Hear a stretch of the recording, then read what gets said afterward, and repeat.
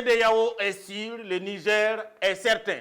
À quelques heures de la fin de l'ultimatum lancé par l'organisation sous-régionale pour faire plier les généraux au Niger, c'est le statu quo. Personne n'a fait un pas qui irait dans le sens de la raison.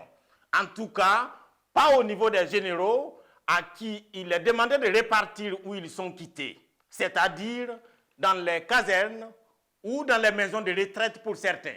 Bien au contraire, le général Tiani et ses hommes bandent les muscles, ils donnent de la voix, avec bec et ongles, ils veulent protéger entre griffes leurs choses, même sur les cadavres du même peuple qu'on dit vouloir gouverner. Bazoum reste dans les éoles, le pouvoir dans les crocs des hommes détenus. À ce rythme, on peut aisément dire vive la guerre pour stopper la spirale des coups d'État ou vive la guerre pour les promouvoir. C'est selon qui va lâcher le morceau entre la CEDEAO, à qui on se doutait il y a peu si des couilles il en reste encore, et les généraux du Niger, accompagnés pour la circonstance des hommes forts de Bamako et de Ouaga, qui, avec des coups de bluff ou de sang, promettent l'enfer à Abuja, Dakar, Abidjan, Cotonou ou Lomé. Le constat est donc clair. Nous sommes face à une guerre de survie. La CEDEAO, qui joue sa toute dernière carte dans le processus de sa mise à mort, décidée dans son dos.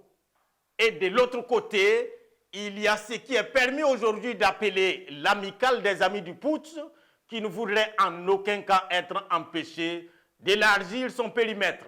Si la junte nigérienne n'a pour l'instant pas avalé la totalité de la proie, au Burkina et au Mali, où on appelle fermement à protéger le putsch, Goïta et Traoré ont réussi à stabiliser leur pouvoir, sauf que si la CEDEAO gagne au Niger, les régimes militaires à Ouaga, Bamako et Conakry, dont les rêves de rester au pouvoir n'étonnent plus personne, vont devoir organiser des élections et partir au risque de se faire déposer tout bonnement et aussi par les boys du nouvel homme fort de la CEDEAO.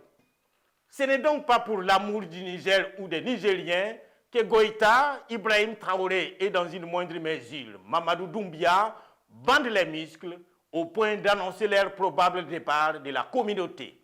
C'est de leur propre peau qu'il s'agit. Croyez-moi, car comme le dit l'adage, ce qui touche les cheveux finira par caresser aussi les oreilles. Et ils le savent plus que bien. D'où le mon pied ton pied avec les patrons de cet autre coup de canif dans la démocratie nigérienne. Le coup d'État de trop dans la région, surtout pour les raisons avancées selon la CEDEAO. Le choc semble donc inévitable au regard des discours, sauf si les dieux de la raison réveillent tard cette nuit le général Tiani, le faire asseoir sur un tabouret et le conseiller. Qu'à cela ne tienne, on sait déjà qui va gagner. Ce sera la CEDEAO ou dans une moindre mesure le général Tiani. Et le perdant, il est tout aussi identifié, avant même que les premières balles ne commencent à siffler.